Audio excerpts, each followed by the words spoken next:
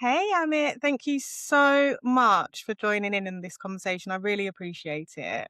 No, no worries at all. My absolute pleasure.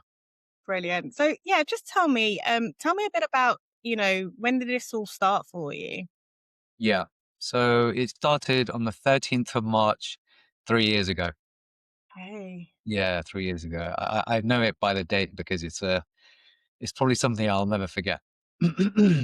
um, yeah, it started on the 13th of March.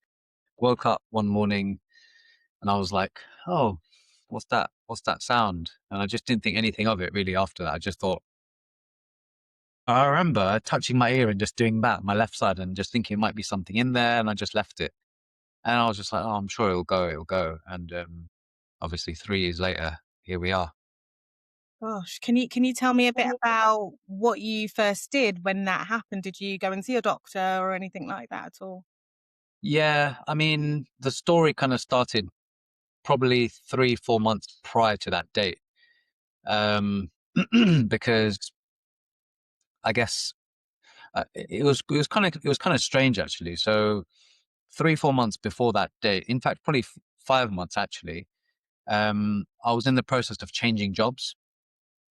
So I was with an employer, I had a really great time, and it naturally came to an end. And I decided to join a bigger company, take a director type role in a company. And I thought, like, I was really like, I moved into my new house. My second son was born. So there was a lot of change afoot in life. But I was feeling fantastic. It's not, I didn't think I was struggling with it. I was like, really like looking forward to elevate my whole life to a whole new level. And I was super charged about it. I was actually in that process of changing jobs. I was also doing a mindfulness practitioner course to become a mindfulness practitioner, which I am now. So I was like, bring on the well, like, let's go. And I got COVID during that time. So got COVID, and then I vividly remember one morning. You know, when you get COVID, you feel really tired. So I was trying to rest. My body was saying, rest and sleep, don't get up. And my wife was also tired and she said, can you get up and do the school run? And I was just like, I really don't want to do this. Like, I really don't. But I did anyway. And then I remember trying to sleep that night and I was wired. And I thought, why can't I sleep? This is really, but I didn't think anything of it for one day. Then it went on for 2 days and then for 3 days. And I thought, what is this? Never had sleep as a subject of discussion in life, really. And I just couldn't sleep. And that started a series of phantom strange symptoms that and I can talk about it later on depending on how this goes, but it led to things spiraling quickly and me reaching for medications and support. I somehow ended up with a prostate infection as well. I was on heavy medication and antibiotics, and then I'm missing lots of the story. So if you want me to go back to it, I can. But then I ended up with tinnitus at the end of that. So tinnitus wasn't the start. It was almost like there was a pre-start and then it was tinnitus. And I was like, oh, okay, this is a bit much. Are you happy to kind of go back and thank sharing that, um, because what it sounds like you're saying is there was a lot of different symptoms, compounding, and then the tinnitus came after that. Yeah, 100%. Exactly. Gosh, tell me then, so what was it like for you physically at the beginning then, and emotionally? What was happening before the tinnitus actually started then? Before the tinnitus. Yeah. So I was actually probably what I perceive in a more challenging position before the tinnitus, actually, because so physically and emotionally, I guess they were both quite tied together. But from a physical point of view, I was wired and tired. I was starting a new job. I was doing mindfulness practitioner. I was on a 5-day course in person, and I was trying to be myself and make conversation and be present. But the whole time I was feeling so tired. And I was like in fear of, am I going to sleep tonight? And I've never had that thought ever. But not only that, I had a prostate infection. So I kept on wanting to go to the toilet. And I've never had that experience of urgency of urination. And I just thought, I can't even sit still here. My body's shaking. My mind is racing. I feel, I feel like I've been hit with something I don't know what to do with. And I'm trying to pretend to everyone else that I'm fine. But when I go home, I'm panicking. So physically, my body wasn't resting. I was like shaking, spasming. At night, I would constantly go to the toilet. During the daytime, constantly trying to hold it, go to the toilet, not drink water. And I was just like a battery getting slowly, slowly drained further and further down. And then that, therefore, naturally, emotionally, I think that just emptied any tank I had to just be myself. I was just literally surviving. I was not, I don't think I was thriving in any way. I was literally just holding on for dear life every single day. I was like, whoa, like, how am I still alive? What's going on here? It's been so Um, exhausting and very, uncomfortable for you, yeah. especially with your background and knowing about mindfulness, but it's like your body's kind of fighting that. What did you do to try and get support? I know you mentioned medication. Was there anything else you tried to do to help you with sleep and tinnitus? So tinnitus I didn't have at the time, so I didn't have anything to do with that. But at the time, I think it's because, like, when I look back, you could say it was like I was quite desperate. But the reason I was really uh, seeking and searching for a quick fix was because I just started this new job, and I premeditated the job with my coach. I was working for a year and a half. It was a planned move to get into this role. And I thought, now that I'm here, how has this been taken from me? And so I thought, right, I need to fix myself quickly so I can start to perform. I can keep on with my gym. I can start teaching mindfulness. I can progress in all these things that I've spent so long trying thinking about. I'm going to do it. So as a result of that, my approach was, right, get some sleeping pills over the counter. Let's try them. And they didn't work. And I thought, whoa. And then one night I was downstairs on my sofa. It was 2, 3 in the morning. I was just violently shaking. And I took myself to A&E in the car. And I got there, waited for 3, 4 hours, constantly going to the toilet. And the guy looked at me and he tested my urine because I thought this must be a urine infection. Of course it's a urine infection. He took the sample, took my blood, and he looked at me in the eye. He was like, everything's absolutely fine. You're panicking. And I was like, no, don't say that to me. Don't say that to me. I want there to be find something. And he goes, you're just panicking. And I thought, am I am I capable of panicking and creating this? Like me? And I just didn't believe it. I thought, nope, sorry, you're wrong. It's something. So I got back home and then I booked a Bupa appointment to see a urologist. That took its course a few weeks, did all the tests. He was just like, look, prostate infections are really hard to find because of how deep they are in the part of the body. So after physically examining you and checking, I suspect that's what it is. So as a result, here's 12 weeks worth of antibiotics. It's a long course because it's quite a hard to reach place. And here's some amitriptyline to manage the pain for your nerves. And then at the same time, because I wasn't really getting relief for sleep, I thought to myself, I want to be as natural as I can. So I approached the Ayurvedic because I'm Indian heritage and background. I thought to myself, who can help me from a herbal point of view here? So I went to Ayurvedic. Ayurveda is like a school of medicine within Indian culture using herbs and plants. So I went to a practitioner. The way they check what's going on in your body is not by any testing. It's just checking your pulse. And I was putting my faith in this guy reading my pulse. He was sat there with his eyes closed. And then he looked at me and he was just like, you've got massive imbalances everywhere. And I was like, thanks. And then he goes, here's some herbs to help you sleep. Here's some herbs to calm down the air. the air energy, because they work on elements: air, fire, water, and earth. They believe your body is made up of that, and it kind of makes sense based on, to me anyway.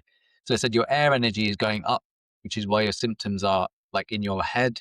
It needs to be brought down back into the earth. So there's herbs that help you do that. I took the herbs. It was like a herb that a root that I boil in water and drink, like valerian extract, but probably direct form.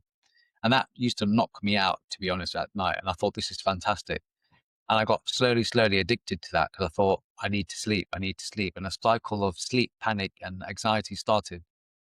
And then I combined the medication from the urologist with the herbs. And then I even switched to different herbs. And I was doing magnesium. Then I was trying to get, um, what's it called?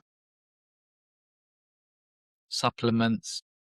I was on a cocktail of all sorts of stuff because I was panicking the whole time. And then one day, bang, the night before I woke up with tinnitus, I changed different powders with a different consultant. I took nortriptyline for the first time. And then I woke up and I was just like, oh, what's this sound now about? And it was a shock, but I was masking the shock because I thought, no, I don't have the capacity to take on something else. So it's not there. Forget it. Like I'm not thinking about this. Like I just was pleading ignorance for the first bit. Um, but what was really unnerving at the time I got it, the reason I know it was the 13th of March is because the week after, because of all that was happening with me prior to tinnitus, I said to my wife, I think I need a break here. So I'm going to go to Portugal. I'm going to find a cheap holiday. I'm going to take myself to Portugal for a week by myself and just see if that solves everything. Because I thought that was the solution. But it was so ironic how I actually ended up going to Portugal by myself for a week. And I now had tinnitus by myself there. And I couldn't sleep. And I still had a prostate issue. And I got to Portugal and I was just like, I tried to go to sleep the first night. It's funny because got to the hotel, I was by myself. It was like a couple's hotel. And I felt so lonely. I thought, what have I done here? You know, I miss my kids. I miss my wife. Got to the bar and the lady was like, oh, try this Portuguese wine. It's called a port. And it just was like Vimto. And I don't really drink. And I thought, what else am I going to do here? It's 8 o'clock. Like, I have nothing to do. So I had a glass of port and I didn't feel anything. Got back to the room and I just couldn't sleep. And I was panicking so much. And then that carried on for 2 feet and I was crying in my room so much because I just wanted the world to swallow me up. I was like, I can't function here. Like, I want to come home now. And I was just in that was probably the lowest point. And being alone in a different country, having 3 symptoms all together. And on my bedside table was like herbs, powders, pills, my sleep app. Um, and I was like, I'm supposed to be on holiday here, really. There's no morning and night. For me, everything becomes the same. So like I was going on excursions, I was trying to I was like, no, nothing makes me happy here. So sorry, I was gone on a bit there, but that was the context before all this tinnitus kind of started. No, thank you so much for sharing that and being so vulnerable because, I think a lot of people can resonate with that feeling of loneliness and isolation and this thing being in your head and you not sleeping and the panic building. Gosh, it sounds like it was really, really tough for you at that time. What Yeah, happened following that? You coming back from Portugal, did you seek any support from any yeah. doctors or anything like that? So whilst I was out there, I made an appointment to see my GP. Got to my GP. The nurse checked my ears and said, "You've got some redness inside. Here's a not steroids, some sort of ear spray. Try it for a couple of weeks, and then come back to see me in 2 weeks' time, and it should go away." And I didn't think anything else. I thought, okay, like I've now seen someone who's given me a spray, said that there's something red, and I thought, bingo, like of course, that's it. Um, so I put the spray in, thinking it's going to go down, down, down. And I got to 2 weeks and I was like, oh, still there. And by this point, I had Googled like what this sound mean. I never heard of tinnitus before. Then my next Google search was, is this curable? And then I saw the damning words come up on the front saying there's no cure for it. And I thought, oh, like what? Like why me? Like what? Why have I got the thing that they're saying that there's no cure for? What? And I just felt so snookered. And then after going back, she said, um, arrange an appointment to see an ENT consultant and go down that path now. So then I had my Bupa cover with work, luckily, and that's the path I started going down, which was seeing an ENT, neurologist, and another chapter began. Wow, and it's really interesting to hear what you said there about seeing those words, that there is no cure and going online. Did you go down a rabbit hole online or were you yeah, Yeah, definitely, because you can't help it because it's not like there's a cut on your arm. Where it actually is now, but back then it's not because it's like you think, oh, but it feels too big to stop searching. Like I need to know. It's like if there was a hole in your roof, you wouldn't be like, oh, I don't know, maybe if I just ignore it it's an urgent priority. You need to get it sorted. Similarly, the urgency was so high, I had to keep searching. And the blogs and journals and comments, the articles with loads of comments come up, and they all felt like they were American. But the interesting thing is, right, the very beginning of finding the word tinnitus, the search and the words and the language that comes up was all of the things I didn't realize were injected into my psychology from the start. And that's what created the belief about what this is and the core belief around it. And it took, even to this day, it takes some effort to rewrite that, what you first heard, what you first saw. absolutely. You're so right there. The language around tinnitus uh, can really shape how you cope with it in those early days. Yeah. That's, And fortunately, some people are fortunate enough to see somebody who can reassure them and give them hope. And some people aren't, and very often the first thing we do is go to Google. And when you see that language, that mm, could be the beginning of, that pit that we can fall down. it was like I could feel it as my eyes were looking from a sentence left to right. I was actually witnessing myself. I It's like I knew what the words were at the end of the sentence, and I could feel myself coming to the end of the sentence because I was like, "Oh my god, you're going to see something that you can't forget now. It's coming, it's coming. Oh my god, there it is." And it would happen every sentence. It would get more addictive because I was getting more and more adrenaline from it. So I can't remember specifically, but it was words like, "Will it stop? I've had it for these many years. The ringing, the buzzing, driving me crazy. I just want to like talking about end of life. My so and so's had it for this many years and there's no cure and all this stuff." And that's what I was like eating at a buffet, constantly just eating. I couldn't stop. Yeah, it was just and I think what compounded it was when I saw the ENT actually, because I thought, right, I've got Bupa cover. I'm quite lucky. They gave me a code and they said, right, go and find your own consultant. We can recommend you a few, but you can search your own. So I thought, right, if I'm going to see one, I'm going to see someone who's well decorated and qualifications up to the eyeballs. So I was really researching the person so much. Thought I found, and again, looking back, I did find someone suitable for that moment in where I was. Took my dad to the appointment, and I remember sat in his office, and he asked me what's going on, this, that, the other. But the whole time, like I felt like it was I thought when I got there, I would explain my history. I thought I would have a long time to explain my history. I thought he would be like, oh, like sympathetic, empathetic, you know, a bit understanding. I thought I was talking to like not a counselor, but I thought he would listen. I was telling my history just like I've told you a little bit here. And he was just looking at the clock and going, and I thought, what's going on here? Like, and I just hurried everything up. And then he was like, right, sit on the chair, checked my ear, put a camera up my nose, checked my throat, checked everything, sat me down, and then just was like, and that took like probably 5 minutes. Sat me down, and he was just like, everything's fine. Everything's fine. And then he looked at me again.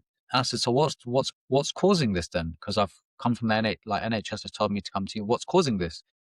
And then he looked at me and he looked at my dad and he goes,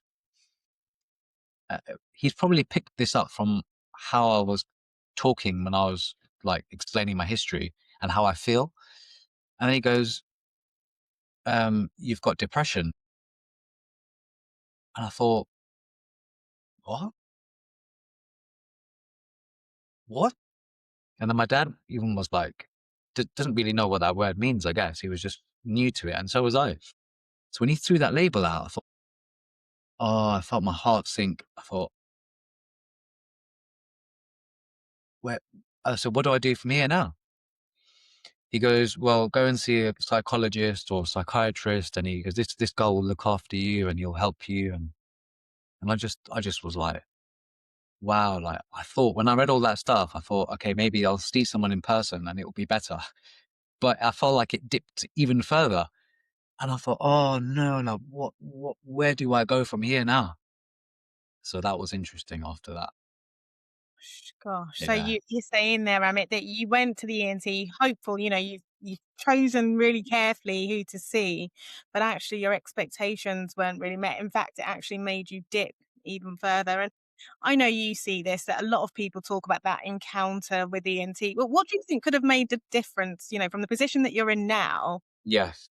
could have made the difference for you at that appointment?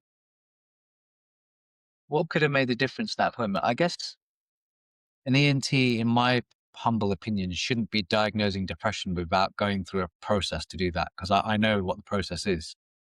So to say language like that and start diagnosing without clinically going through a process is not appropriate. So there's that element of it. I think probably just a bit more understanding and empathy and a bit of more soft human skills as opposed to I'm a consultant. This is a diagnosis. This is a treatment. This is like, I understand he's got to do that, but I think there's a human side of it. You've got another human being, two eyes, two ears, a mouth, nose, a face who's talking to you. Like,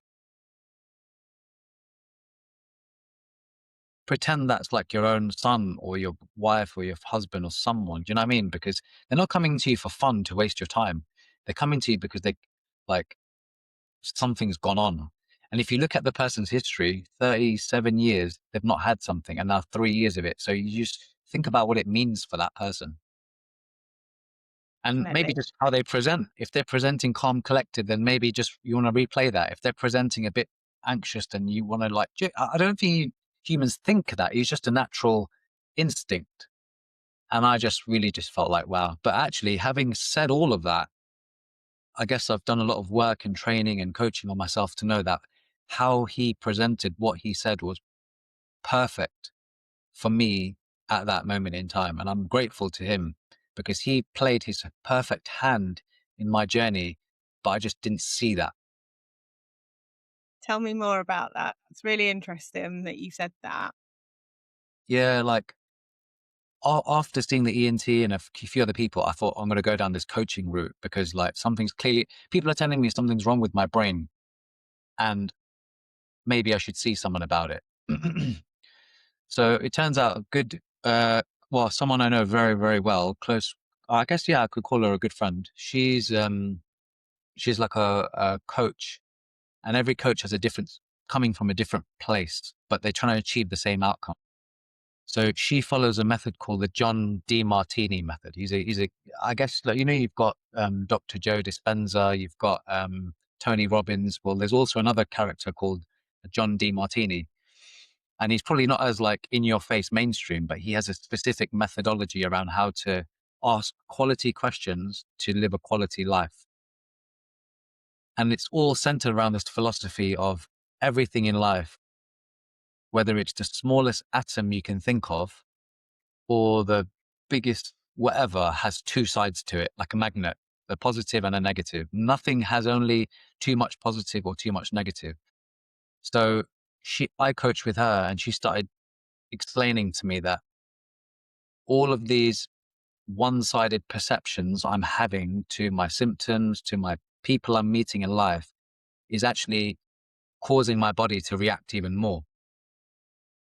So I was meeting consultants and just being like, thinking to myself, they've done something wrong to me. They're not helping me. But she was like, you need to figure out and ask yourself, how is that person actually helping you? Because all people are trying to do is acting on their own, acting in their own life's priorities and within their own values. So the ENT was only acting based on who he was, with his experience, with his values, with his perceptions. I can't ask him to change that for me.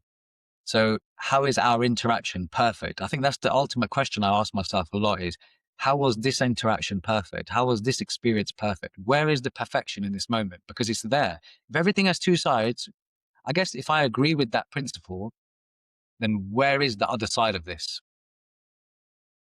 Yeah. Wow, that's powerful, actually, and I Yeah. could hear when you said there was something that I got out of there. I'm going to choose to take the perspective that there's something that I will take out of this appointment rather than focusing on that negative perspective, Yeah. Yeah. which is really powerful in terms of mindset. Yeah. And don't get me wrong, I'm not here saying I did it as soon as I walked out that door.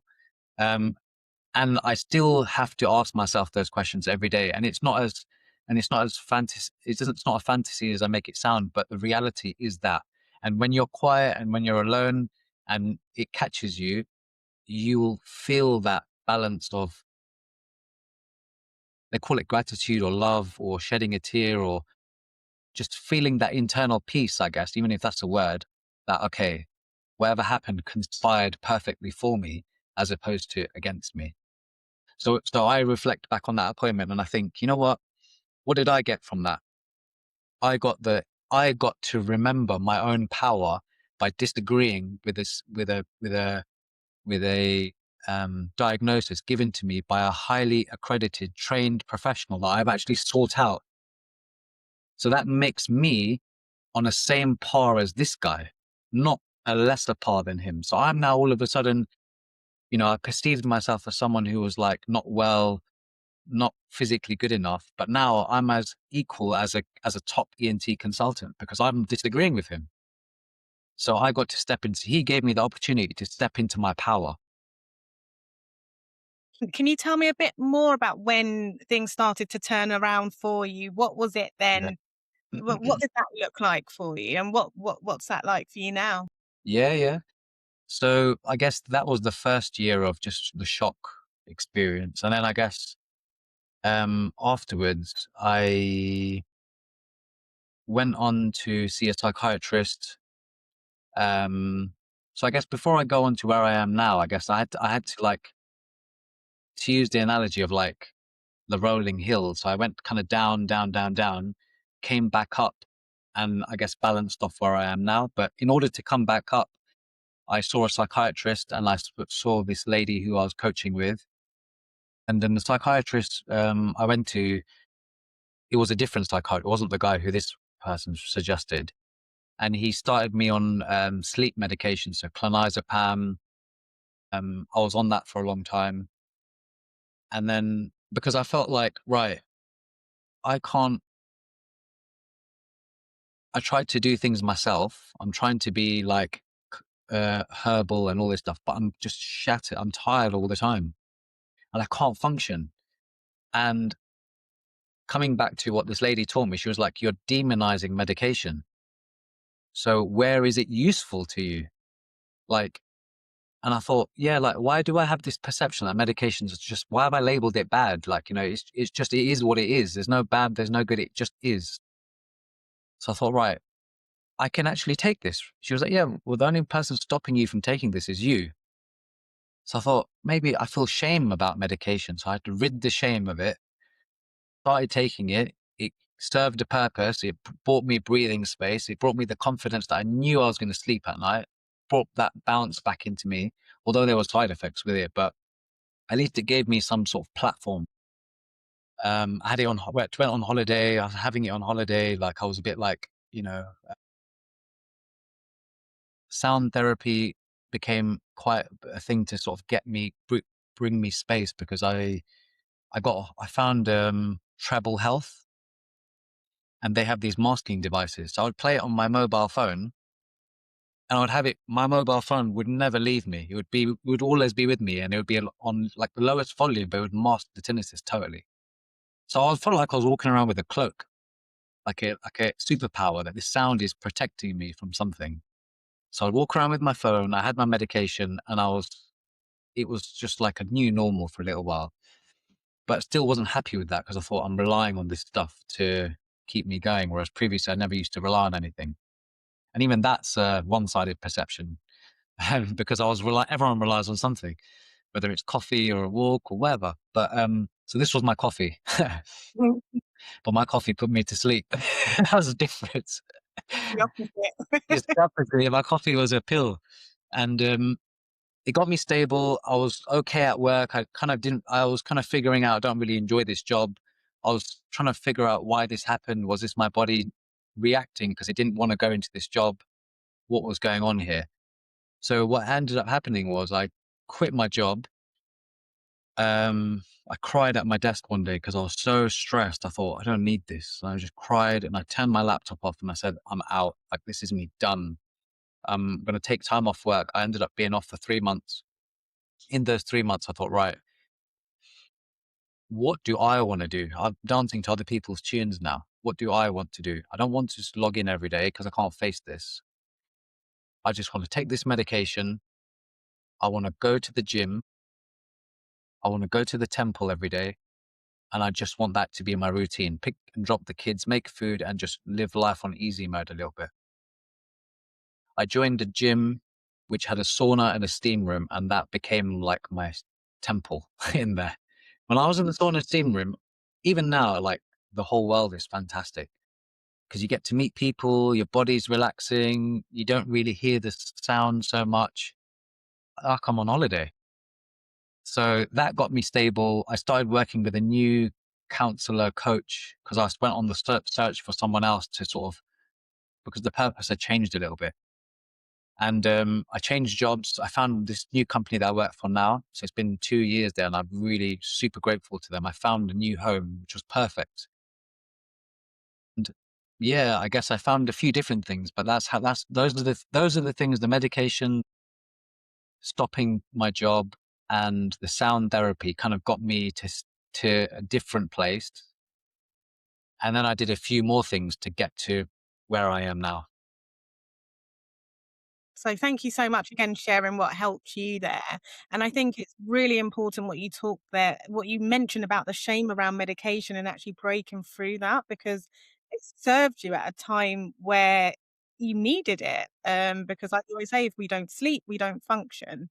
So hard. And no doctor wants you on medication forever, Mm, but if you do need to use it for a period of time, whether that feels long to you or not, then we need to use it.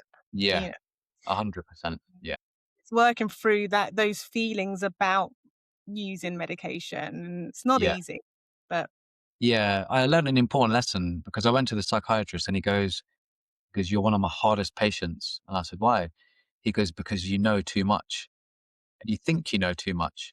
He goes, are you in health, fitness? I said, "Yeah, like I'm in coaching. I used to coach people for fitness and all that stuff. And I just enjoy coaching as a thing." And he goes, "Yeah." He goes, "You're my hardest patient." He goes, "Because a coach will never like to be coached." He goes, "You need to let go of control because I'm controlling what you're doing. The more the earlier you let go, the earlier you'll get through this." Because I kept on saying, can I half the dose? Can I just take it every other day? What else could I take with it? Can I take magnesium with it? And he was just like, just stop, stop. And he actually goes, "Get out." He goes, "I'm not going to treat you anymore. If you can ask any more questions, you're going to be off my list." And I thought, no, no, no, no, no, please, like, I'll stop. I'll stop. And he goes, just trust me. Because I was so worried about my beliefs around medication harms your liver, your kidneys, body, you get early diseases. And that's all I couldn't stop thinking about. But then I thought, where did all that come from? And truth be told, it came from like podcasts that I see, like quite big ones that are on the internet. You know, Stephen Butler, and you see all these people who come on and they say, "Oh, don't do this," and and I think, well, if I'm doing that, then surely I'm, because I asked a psychiatrist, if I take this medication, can you tell me what's going to happen in 20 years? And he was just like, "Who? What are you asking? You need it now. Take it now." And then he goes to me. He goes, "You're so anxious." He goes, "I think you're going to need this for life." And I thought, "Oh, what have I done?" Like I thought, right, this is a clear lesson. Just, just trust and be at the mercy maybe of like someone who knows more than I do. It's not easy, is it? No, and I would go to all these appointments, and probably the first thing I would say is, "I'm a mindfulness practitioner." Yeah. They'd be like, "Oh, really?" And I think subconsciously I would say that to give them illusion that I know, like, I don't worry about me. Like, it's not as bad as it seems. Like, you don't need to give me medication. But when I admitted that I'm actually, yes, I'm a mindfulness practitioner, but everyone can have moments in life where they need help. So I need help here. Yeah. Thank you so much for sharing that part of your story Yeah, and your yeah, journey. yeah. I mean, what happened from there then? Was there anything else that helped you move forward or anything else that you'd like? Yeah. Yeah, 100%. So started my new job. I felt more like home. I enjoyed working with like a group that was more like family rather than people coming in and out the team and consultancy. I enjoyed being in the client side, having a community, knowing who's on the other end of the phone call, knowing who's my team, seeing the same faces just kept me stable. My manager was fantastic with me and he was really, really good, really understanding. I explained my condition before I joined actually, because there's a part on the form when you join a company, say what prior health conditions. And I thought, do I say tinnitus? Do I not? I don't, do they know what I just put it down and they asked me before, they were like, before we send you this offer, we want to check, like, does it stop you from working? Does it stop you from, and I thought, how honest do you want me to be here? Because yes, it can impact me, my day to day, but I still got value to give. That doesn't make me like lesser than anyone else. And my manager, HR, were like, "Oh, we don't know about this." And I thought, what's this all about?" And I spoke to my manager. He was like, "No, no, no. Like HR have, maybe they're not really understanding, but now speaking to you, hearing you, don't worry about it, mate. We're here for you. We'll back you. We'll support you. You tell us what you want, and we're here for you." And even to this day, he's very much like that. Um, Joining the company was very good. What else did I do? I guess so I weaned myself off the medication. It took about 3 to 6 months. I weaned myself off medication, which I'm super proud of by myself, actually. Me and my wife, my kids, like I was just like, because it was a thing I knew I didn't want to rely on. I knew that I was capable of relying on myself. That's what it was. It was nothing got to do with the medication. It was the belief in me. So that was probably the most challenging thing I think I've ever faced, was coming off that medication. But I had my coach there. I had a counselor next to me. So every week I would meet the counselor, talk about. So I felt like we were doing it together. Although she had her hand, it was just more me than I thought. And came off the medication, using the gym, having a basic routine again. But but when I met a particular lady in the, it sounds weird. I met a lady in the sauna. I was chatting to people in the sauna. There was a really nice lady who just got talking.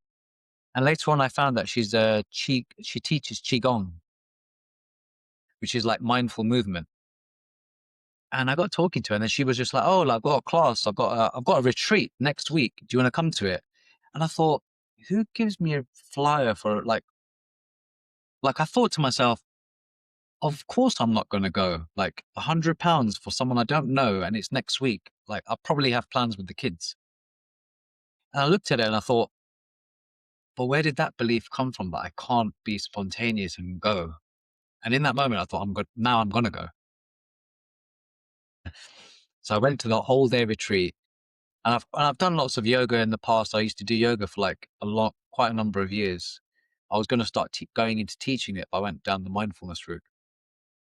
So I had some experience with this, but I went to the qigong retreat, and it was game changing, absolutely game changing.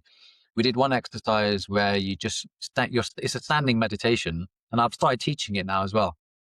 Standing meditation takes a couple of minutes, and you slowly learn to just relax parts of your body from the top down until you're like, when you start the practice, you're standing. When you're in the practice, you're standing, but without any effort. And when you're standing without any effort, without wanting to stand, you just find yourself standing. Your body starts swaying, your hands start pulsing, your body starts pulsing. And then you realize, like, the world is like, the whole universe, God, wherever you believe, is like hugging you and saying, I've got you. Like, you're absolutely,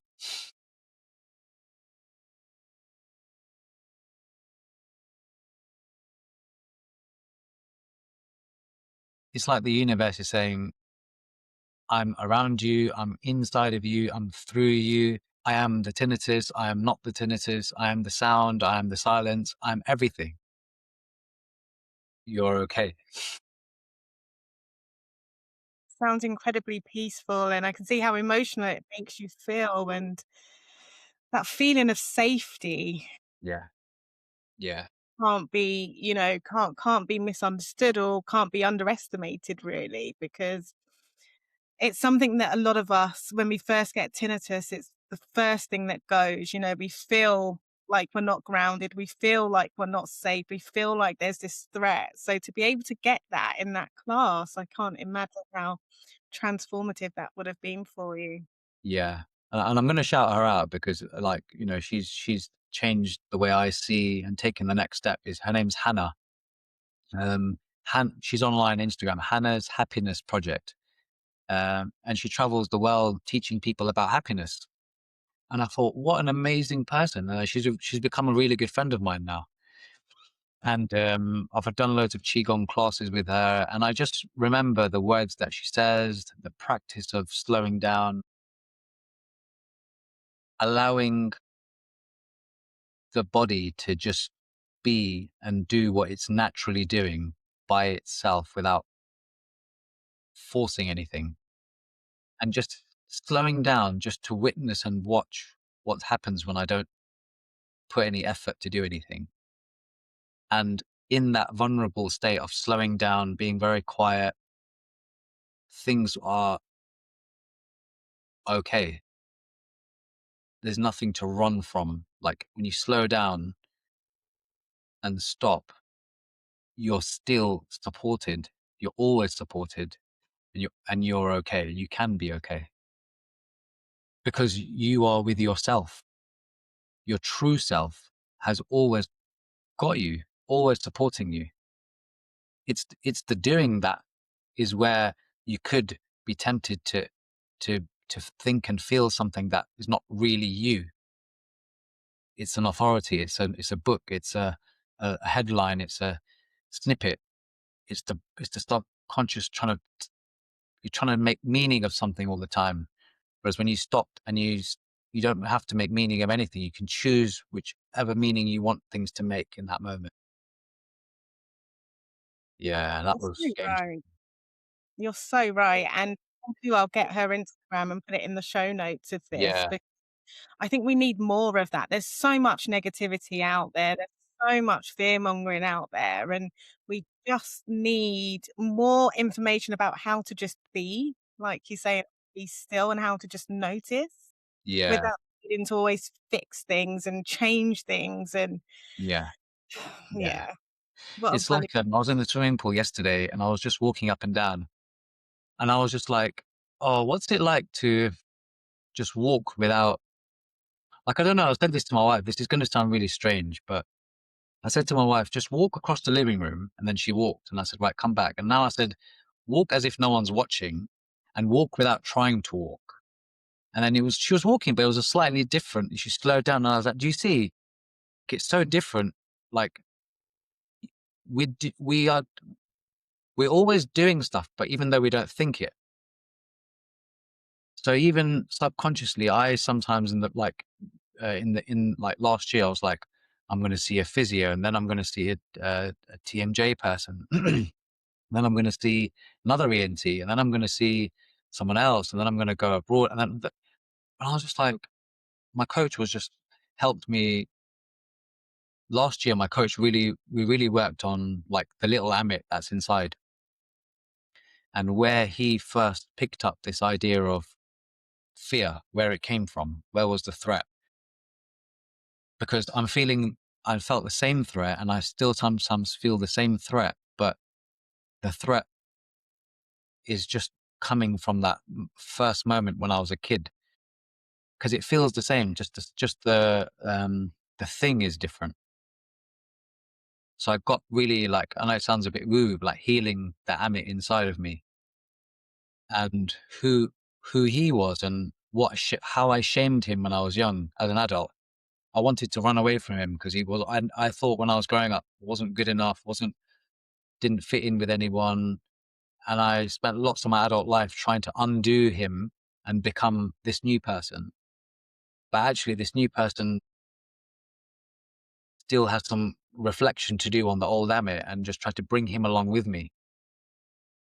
And I spent a lot of time doing that, and Tinnitus gave me the chance to go back and re-look at my parents and my childhood and my friends and my family, and look at everything with a different lens.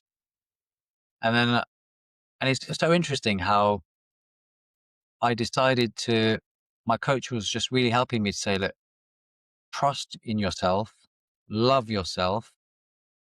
Less is more for you right now. No one's saying you don't have to give up your life, but right now, less is more. And just find a little bit of joy. And I was so interesting how, as I was reflecting on my child self, I thought, you know what? I'm going to start dressing like how I used to dress when I was a kid. So I started wearing, like, even, I don't know why I'm doing it. I used to wear chains and leave them out. But somehow as an adult, you think, oh, I don't want to show off. I'm going to tuck it in. But like, I used to leave it out because I liked it. And these was my coach was sharing me little things just to find the child joy in yourself again. I used to wear denim shirts with a t-shirt on. I used to wear my cap backwards, and I just started doing that again. And it's so interesting how, as I started encouraging myself to find little bits of joy every day, like even little food I used to shame. But now I was like, why am I shaming the food I used to enjoy? Start eating it. Like, who cares if it's sweet? Like, tinnitus is not going to go away because I've just had one donut. Or like, it's not going to come double if I've had a donut. It's not going to, do you know what I mean? It's fine. Um, because the quality of my life means more than the meaning I'm making of this sound. And then I went to it's so crazy how like this is all spiraled out of control really. But I went to a comedy show, and this is when the Mo Gilligan thing happened. And then I thought, what is this all? I think with the coaching I've had, I start to look at things a bit differently. I'm like, is this all what this was for? Was this the whole universe conspiring me to get me to this place, to show me what maybe my potential and purpose is? I don't know. And it was just crazy. Yeah. Wow, wow. This all stemmed from tinnitus, really, in terms of you doing this. And I don't know whether they call it inner child work with your coach, Mhm. Yeah. look Yeah. at your past there and, showing yourself compassion, loving yourself, but seeking joy in those moments and not letting tinnitus dictate your life, Yeah. really, but actually Yeah. you Yeah. control of your own life, uh, despite the tinnitus. Yeah. 100%. Yeah, exactly. Yeah. I remember doing various like meditations at nighttime, and um I think with practicing mindfulness meditation or anything like that, I think you can slowly start to separate what seems like sound and you can slowly start to separate them, and you can choose when you want some separation, and you can choose when it's okay to be both, and you can also choose when both feel like they're bashing into each other. It's all a choice. And at night time, I used to go to bed. So say we went to bed like this, because when you go to bed, you think, "Oh my god, the sound! Like my head's hit the pillow. Oh wow, the sound! I can really hear it now." So it's like that. And then after some breathing and stuff, you start to become like that. And then after some more reflection, it starts to become like that. And then you're like, "I've got some space now." And you can go through that process. I guess I talk to myself a little bit and I hear what other people have done from guided meditations with me. There's a really good guy called Muji online, M Mooji, Muji's meditations. And it's amazing how once you follow some of these meditations and realize that everything in your body is just happening without you doing anything. You don't need to do anything. It's just happening. You don't need to be a part of it. You don't need to touch, move, push, pull, just witness and watch it. Because the vantage point from which you're watching it, there's no sound there. Like there's no time there. So actually the label of like, I can hear this, well, you can't, because you're someone who's watching something, and where you're watching it from has no sound. So you can be an identity, a unity that has no sound and no perception of anything. And when I sometimes get into that mode, like I don't hear anything. And I'm like, okay, like I feel like I'm now got like something's happening here. Something's like real. Something's very real about this thing. This is no longer a personal development book or uh something woo woo online or hippie things. This is something very, very, very real. And I got to experience it in a very deep way. Yeah. Yeah. It was And super interesting. Amit, you know, a lot of people will say that they've tried mindfulness and they've tried meditating, but they've struggled. How long did it take you to experience that? And what would you say to the people that maybe have tried it and feel that they're struggling and give up with practicing meditation? I mean, look, of course it's for everyone, but not everyone takes to it is what I would say. Um, Like I don't know the science and the stats behind this, but there's like a predisposition amount of people who generally take to it and people who don't, based on their perception, where they are, their beliefs, their personality type, etc., etc. So I'd say, I'd say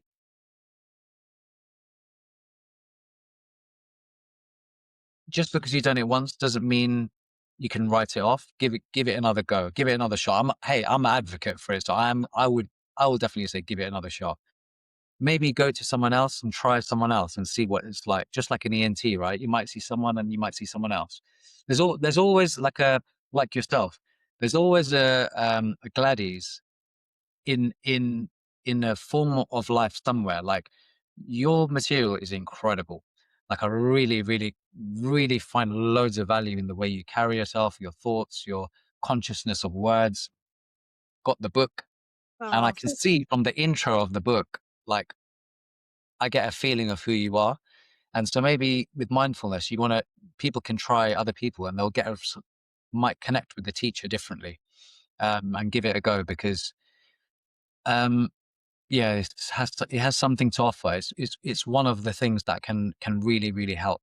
Um, I did a mindfulness I did a mindfulness session with Tinnitus UK at one of their in the local North London branch, and it was interesting how the correlation between CBT and mindfulness, how close it actually is, because it allows you to drop into a state where you can actually really see CBT yourself um, in a very deep way.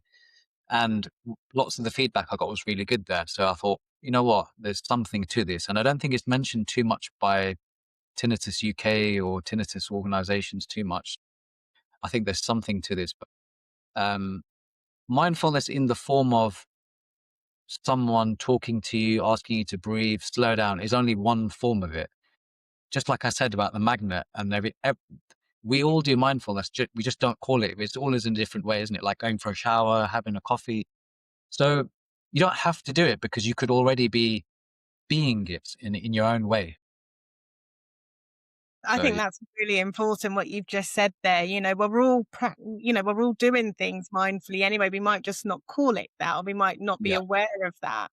yeah, And definitely just not knocking it or saying it's not for me. If you've just tried it once, maybe explore it in a different way because, you know, a lot of people used to think it, including myself, used to think it was very airy fairy in the clouds, very woo, being able to just get out of the future, not always have to worry about the future and just bring it back to the now and the present moment has given me so much peace in my mind. So I can actually just show myself that compassion. I can give myself that time to show myself that compassion without thinking I'm wasting my time here. I should be doing this. I'm not thinking about what to do next. And I'm not worrying about the past either, yeah, the things I've done in the past, I've been able to let go and forgive myself for. yeah, yeah.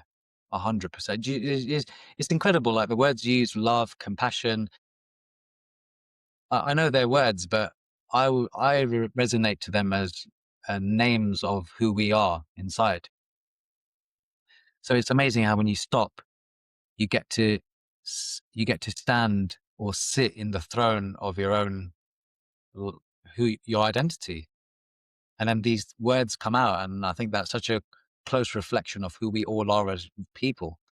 And it's amazing how just giving ourselves permission to slow down and stop, and giving ourselves permission is such a key thing because sometimes we can't give ourselves permission to stop because I think if I stop, then I'll hear the sound. If I hear the sound, then I'll be scared, and I don't want to be scared, so I can't stop. Maybe, and I've always had coaches like someone can help you. There's always someone out there to help you remind yourself that you can give yourself permission because you've given yourself permission in your life throughout. So this is just another thing to do it to. You faced the fear before about something, so this is another thing. Do you know what I mean? We've done the skill that we're scared to do. We've done it before because we can recognize it. Therefore, we must have done it. Absolutely. It's so true that. And we know that there's science behind the fact that we would give ourselves permission to do something for the people that we love. Yeah, But when it's for ourselves, it's, oh no, do I deserve this? And then yeah, that's when it goes back to how we view ourselves. And maybe it might be things from our childhood. And yeah. there's so much to it, isn't there? It's deep. It's so deep. Yeah. It's just so, oh God, it's just, I'd say people who experience and talk about tinnitus are, are very resilient, Definitely. incredible souls, like incredible. There's so much depth to all of us that a lot of people don't understand, they don't appreciate because it's not visible. It's something that we just sort of, but we can be very deep. And I've always been quite deep and reflective before tinnitus anyway. And my coach actually said something interesting thing to me. She was like, there's a gain and lost concept. She goes, you never gain anything, you never lose anything. People, it just changes form. So, and this sounds really weird, but she was like, I'm going to challenge you with an exercise. She goes, break your 37 years of life down into 5-year blocks. And she goes, where did you have tinnitus in your, so what does tinnitus mean for you? What's to me, what does it mean? And I used to write down some words, what it meant. It used to mean distracted. It used to mean stuck. It used to mean afraid. And she goes, distracted, stuck, afraid. Where were you distracted, stuck, afraid before you had tinnitus? Those 5 years. Be specific with it. To the same feeling as what you're feeling now. And then I traced it. And then she was like, right, previous 5 years, 5 years, 5 years. I went to like 0 to 5, my age. And I thought, and it just started to come up. I just started to come. And then she goes, right, where were you distracted, stuck, afraid before you were conceived? And I thought, I don't remember this, but I'm sure I was element of being afraid in my mum's womb, probably as a baby trying to survive. I was probably hearing sound because white noise was probably in my mum's womb there as well. I was stuck there, couldn't go anywhere. So she goes, "Do you see you've never had gained tinnitus? You've always had tinnitus. They're just calling it tinnitus now. And everyone has it, not just you. Yours is something that you can play a sound to someone else, but we all have it. So don't put yourself down in relation to other people because we all have it, Powerful that. isn't it?" Powerful because it's gone down to the meaning of it, hasn't it? Like, what does it mean for you? And I think a lot of people, it's not that they're necessary, and this is going to be hard for people who are new to tinnitus, but it's not that they're scared of the sound, they're scared of how it's going to make them feel. And like you said, it was a distraction, the afraid, I don't want to feel these things. Yeah, But you've felt those things in the past. You yeah, before tinnitus, and yeah. wow, it's just the meaning that we've given this label, the word, the negative connotation around it. We have a Google Nest that we have in our kitchen, and it plays all of our pictures from our cloud. And the first couple of years of having tinnitus, I used to walk past it and I used to think everything used to be in two buckets for me: before tinnitus, after tinnitus. So I used to look at my pictures and think, oh, this was you before tinnitus, man. You were so happy, you know? Oh, like, look at you there doing this. You had no tinnitus. Oh, man, I'm so jealous. And I used to just say that to myself without knowing it. And then I was just like, wow, like, is this what was going on? Like, I was just categorizing life into before and after. I guess it's logical because that's what rationally makes sense, right? Because of the fear driving it. But once you start working on the fear, there is no before and after. Everything just comes back to balance again. But it's not like a thing which will just disappear and just goes away because it comes back, goes forward, it comes back. But you're now able to tackle it faster. There's more tools. If those tools don't work, you know where to go again. Like it changes, I think. It's like a spiral. You kind of go around and you just see it from different angles. Definitely. Is that where you are now today, would you say? I think so. Yeah, I think so. I mean, the imperfection in me still, my mind still is frazzled by it a little bit because despite everything that I've shared and I've experienced, etc., I have a conviction that my tinnitus is somatic in origin. And the reason I'm convinced about that is because of the experiments and the people I've seen, the specialists, the physio, oh my God, like I don't want to go into, but there's a massive list of like everyone. It goes from a neurologist to a palm reader on the other hand. I've seen everyone in between. And lots of the physios like Krina, I saw Krina before. She's really great. I think she conducted one of the first examinations. She just held my SCM muscle and the tinnitus was spiking really high. And then I've seen another physio and acupuncturists, and I'm convinced that it's a jaw related thing. I know it's multifaceted. It could be loads of things, medications I mentioned before, but for the first time in 3 years this year, I've experienced the tinnitus disappear. And that came about as a result of a dental treatment I did that was aimed at rebalancing my bite in my mouth, but with the aim of indirectly seeing what it does to my jaw and my ear. So as I stand here now, I'm still in this dental bite TMJ process of meeting. I've actually got an appointment soon to see another dentist who specializes in TMJ because there's a feeling that there's something in my bite and my disc that is being compressed, and I'm just looking into that. But I think where I am now is I'm going into anything I go into now. I think it's with more. It's more. I'm taking the little Amit with me from when I was young. I'm doing it with less judgment and pushing and pulling. And, before I'd be, as soon as I see a consultant, I'll be on the phone. When's my next appointment? When's my scan? Can I come early? Can you see me 4 weeks earlier? I went earlier this week to see the TMJ specialist, came home and he said to me, he goes, we'll be in touch. And I thought, what do I feel like doing here? What's my instinct wanting to do? But where do I feel? My instinct wanted to phone and say, when's that? I was like, you know what? I'm just gonna let the universe decide. It's fine. Like I can be fine. I've shown I can be fine, so I don't need to go.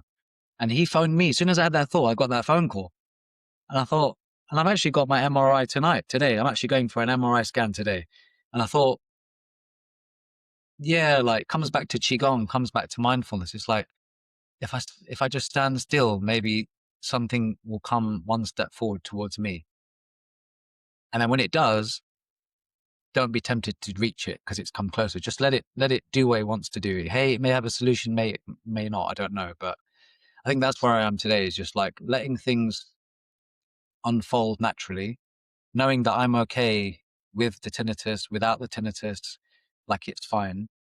And I want to choose what I do this year. 2026, I swear to God, I'm going to choose everything I want to do, put it out there, manifest it, write it down on my vision board like I do, project the next year out and think about what it feels like to be living that already now.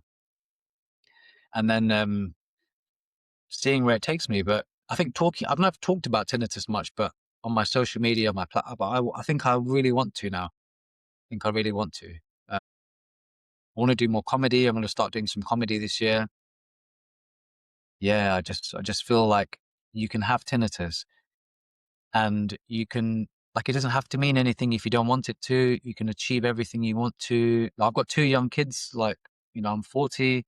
Doesn't mean your lifespan gets shorter. Doesn't mean you can be afraid of retirement. Doesn't mean it'll get worse in the future. It's just something you said on your podcast, which really helped me. And even in your book, it's like the noise doesn't have to mean it's unsafe. Like the sound doesn't mean something's wrong with you inside. The sound can just be the sound, and it means you can still be safe. So once I was just like, oh, actually, the sound is happening, but the sound doesn't mean that my brain is slowly, slowly, slowly, slowly getting eaten away into nothingness, and end up with dementia because that's what my irrational brain goes to. Once I agreed and cemented that thought, I was like, oh, so there's no harm in this sound. It's just a sound. And ever since listening to your other podcast, I'm not just saying this because you're on the call, but next to my sofa every evening I have a sound speaker, white Yeah. noise generator. Someone said it on your podcast. They were like, "Oh, at night time they stop using sound to help them go to sleep." And I thought I use sound underneath my pillow. There's nothing wrong with it, but I just thought, you know what? I'm just gonna, because I knew why I was doing the evening one was just to make me feel a bit safe in the evening. But then I thought, why do I feel threatened in the evening? And it was this message around the sound. So I thought, right, I'm going to turn it off because I've heard someone on Gladys' podcast say they can do it. So I did it. And now it's been off since I heard that podcast. It's been 3 weeks, 2, 3 weeks. It's not been on. And it's been religiously on for 2 years there. Wow. So Oh, thanks to you, people like you sharing it, people like me sharing it. I think that's what the tinnitus community needs is, yes, be safe, be cautious, do all these things, but it actually needs positivity in overdrive because there's negativity in overdrive. So we need to match it up. absolutely. I completely agree. And I cannot wait to share that with Kenneth because he'll be Yeah. so pleased to hear that his Yeah, podcast yeah, yeah. difference. And I know this one's going to make the difference for somebody else. So I really appreciate you sharing that, but you're so right. And I know there is that fear out there that if we talk about living well with tinnitus, maybe the researchers will stop doing research because they'll think it's an easy condition. Yeah, But it's yeah. not the case, though. It's not the case. There is a lot of research going on in the background. It is incredibly complex. But ultimately, there's people like you and I that are living with this, and we do need that hope and we do need to keep going whilst the research is going on. So it's a balance. There needs to be a balance there. And when you're desperate for it, you want to know what can I do to help myself. Hearing your story is huge, huge. So I really appreciate you sharing as well. No, no worries at all. Yeah, it's just a nice thing to do, isn't it? Share and live together. Absolutely, absolutely. Is there anything that you would say, anything else that you would say, or some final words for someone who is really struggling right now and they Mm. feel stuck, they might feel frightened? What would you want them to know from your experience?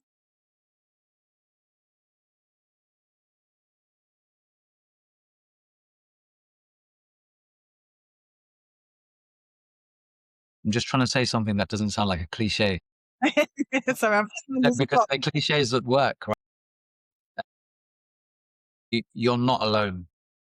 It's not only like, not that this is going to be, not that we revel in other people's like misery or whatnot, but what I'm saying is you're not alone. It's not happening only to you for any bad reason. You haven't done anything wrong. It's not your fault. There's nothing wrong with you. Uh, like you're not broken. You're not alone. Like I'm with you. Like Gladys with you. Everyone's here. Like people are with you, right? We're here, a message away, a phone call away. There's someone, doctors with you. Someone's there. Um, you're not alone. Even though you feel like you're alone, you're not alone. There's things you can do right now to help you. One of the things that helped me was white noise. It just masked it. And that's okay too. Temporarily, long term, wherever it is, wherever if that makes you feel a little bit better, if in your heart, then do it. Um, there is sound therapy that you can wear in your ears, like I used to, the things. And if you don't want something in your ears, then you can use it around your room, in your environment. You can design your environment to make it better. Exercise, movement. Oh my God, movement will change your state instantly. So there is, so you're not alone. There's something you can do right now. And there's the things that you can do tomorrow are in relation to moving your body, seeing someone, a specialist, to get some feedback around just checking everything's okay, coaching, counseling. There's so much support out there. But finally, I guess I would just say is like, you've absolutely got this. You absolutely got this. By definition of you being alive right now means you've got this because you are you. The greatness of you is far greater than the story in the mind. So you absolutely got it. And I can't wait to hear your story once you're able to share it. It's incredible. Thank you so much, Amit. Honestly, this has been incredible to just listen to your journey for the first time, really, Yeah. and and just learn from you too. And I'm sure this will be so transformational for so many people out there. So I can't thank you enough.